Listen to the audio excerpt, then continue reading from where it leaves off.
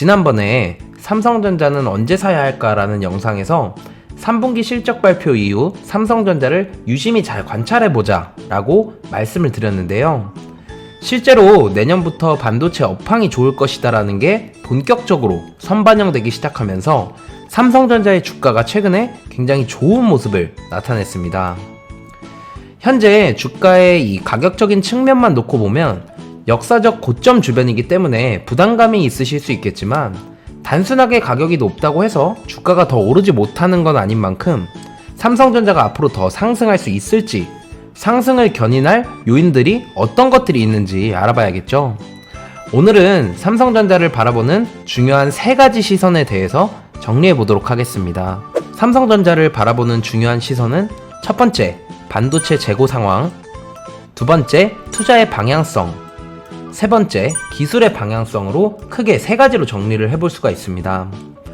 먼저 이 첫 번째와 두 번째는 상관관계가 높기 때문에 함께 좀 살펴보면 최근에 D램 가격이 계속 떨어지고 있는 추세였는데 반도체 가격은 D램 가격이 오르면 값이 오르는 구조입니다. 그러니 삼성전자의 이 기여도 부분에서 상당히 중요한 역할을 하겠죠. 요즘에는 뉴스들을 보면 내년부터 이 D램 가격이 반등한다. 특히 내년 2분기부터 정확하게 가격이 반등할 거다라는 전망이 많습니다. 그럼 왜 하필 내년 2분기부터 가격이 반등할까요? 이 부분을 이해하려면 먼저 내년 D램의 전체 수요와 공급 원리를 이해해야 합니다. 공급적인 부분부터 체크를 해보면 최근 삼성전자가 여기저기 투자를 많이 하지만 실제로 이 D램 분야에는 큰 투자를 하지 않았습니다. 그에 더해서 내년부터 삼성전자 역시 D램에 신기술인 EUV를 적용해야 하기 때문에 기술력에 대한 한계가 있어서 드라마틱하게 공급량을 늘리지는 못할 겁니다. 왜냐면 EUV 기술은 아직 완벽하게 자리 잡은 기술이 아니기 때문에 이 또한 적응 기간이라는 게 필요하겠죠. 따라서 D램에 큰 투자가 없었고 신기술을 초기에 구현하는 단계이기 때문에 내년에도 삼성전자의 공급은 올해와 비슷한 수준이 될 것입니다. 반면에 수요 측면을 생각을 해보면 일단 올해 코로나19로 인해서 가장 큰 피해를 본 반도체 산업 중에 하나가 바로 스마트폰 시장입니다. 특히 지난 2분기에는 전 세계 스마트폰 업체 중에 가장 큰 타격을 받은 만큼 힘들었었지만 이게 내년부터는 크게 개선될 수 있다는 것입니다. 그리고 올해 삼성전자의 실적에 큰 선방을 해줬던 게 이 서버 D램의 수요입니다. 코로나19 이후에 사람들이 집 밖에 나오지 않고 집에서 넷플릭스나 유튜브 같은 OTT 시청을 많이 하였고 이런 데에 공급되고 있던 기업의 서버 D램의 수요가 꾸준히 증가하게 됐습니다. 그러면 앞에 2가지만 놓고 보더라도 가전 스마트폰 시장이 회복을 하고 서버 D램의 수요가 꾸준히 증가할 것이기 때문에 수요는 앞으로도 계속 증가할 겁니다. 허나 말씀드린 것처럼 공급은 올해와 비슷한 수준일 것으로 예상이 되는 만큼 원가 상승, 즉 D램 가격이 상승하는 패턴이 나오게 될 겁니다. 그리고 그게 2분기인 이유는 보통 반도체를 필요로 하는 회사들이 1분기에 투자 계획을 수렴을 해서 2분기부터 본격적으로 발주를 넣기 시작할 것이기 때문이죠. D램은 이 정도로 이해를 하고 그럼 낸드 플래시의 전망이 어떨지 살펴보면 사실 낸드 같은 경우는 D램과는 좀 다르게 삼성전자가 투자 규모를 일부 상향하긴 했지만 삼성전자 뿐만 아니라 키옥시아, 마이크론, SK 하이닉스 역시 카펙스 경쟁을 벌이고 있기 때문에 공급은 늘어나겠지만 그만큼 단가 경쟁이 치열할 것으로 예상이 됩니다. 특히 얼마 전에 마이크론 176단 낸드 플래시 반도체 양산 성공 발표를 통해서 알 수 있듯이 이제는 삼성전자가 압도했던 기술 경쟁력이 각 기업들 간의 경쟁 폭이 많이 좁혀지고 있어서 제품 간의 큰 메리트가 사라지고 있습니다. 즉 경쟁하는 기업들은 많아졌고 공급하는 기업들 역시 늘어나다 보니 낸드 가격은 D램 가격처럼 크게 오르지 않을 것으로 예상하고 있습니다. 마지막으로 기술의 방향성을 한번 살펴보겠습니다. 최근 삼성전자가 받고 있는 멀티플 중에 하나인 비메모리 반도체를 주목할 필요가 있습니다. 현재 이 분야에서의 가장 큰 관심사는 결국 삼성전자가 대만의 TSMC와의 시장 점유율 격차를 얼마나 줄일 수 있느냐, 그리고 과거 빅테크 기업들의 오더가 재현될 것이냐, 이 2가지인데요.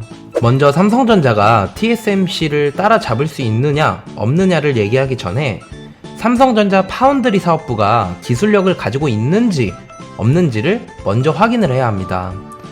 과거 D램이 카펙스 투자를 통해서 가격을 내려서 규모의 경제를 실현했다라면 미래에는 비메모리 시장은 EUV를 할 수 있느냐 할 수 없느냐로 갈릴 겁니다. 특히 내년부터는 4나노 시대로 넘어가야 되는데 4나노, 3나노로 가려면 결국에는 EUV의 기술을 활용을 해야 합니다. 그래서 나중에는 현재 EUV를 할 수 없는 SMIC나 글로벌 파운드리, UMC 같은 업체들은 시간이 가면 갈수록 자연스럽게 시장 점유율이 감소할 겁니다. 그런 관점에서 삼성전자는 이미 EUV 기술력을 보유한 데 더해서 전용 라인에 대한 대규모 투자를 집행한 만큼 삼성전자의 비메모리 반도체 부분의 성장은 필연적일 것이다 라고 보고 있습니다. 그러면 이제 관건은 삼성전자가 과연 대만의 TSMC를 따라잡을 수 있느냐일 것입니다.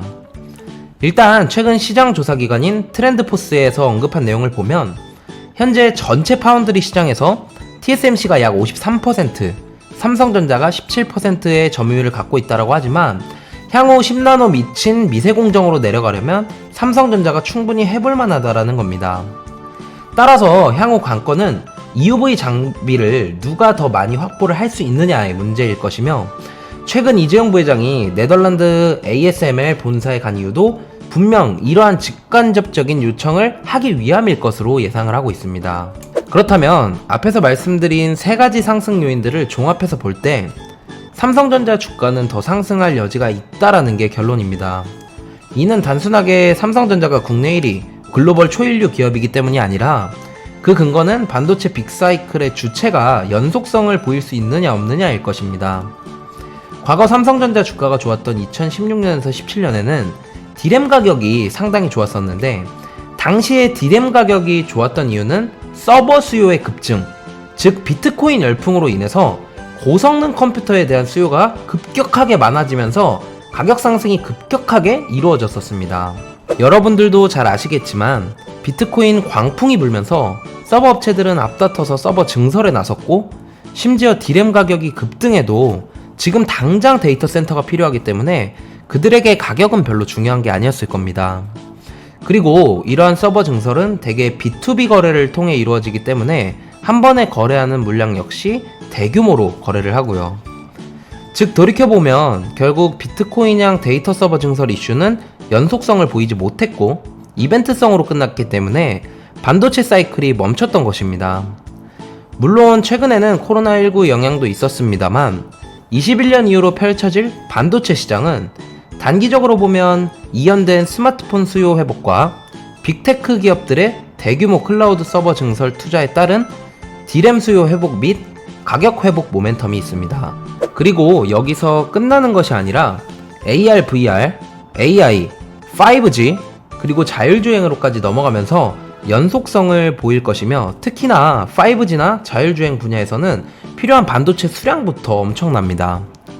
따라서 2021년 이후로부터는 과거의 2016년 비트코인 광풍처럼 드라마틱하게 D램 가격이 급반등하지는 않겠지만 수요 자체는 지속적으로 우상향을 보일 것으로 예상을 합니다. 특히 단기적으로 보면 D램 가격에 민감한 SK 하이닉스가 유리하겠지만 장기적으로 보면 비메모리에 대한 매출까지 인식되는 삼성전자가 훨씬 더 유리할 것입니다. 오늘은 지난번 삼성전자 영상에 이어서 앞으로의 전망을 한번 다뤄보았는데요. 아무래도 한국의 탑 기업이다 보니까 투자자들의 많은 관심을 받고 있는 것 같습니다.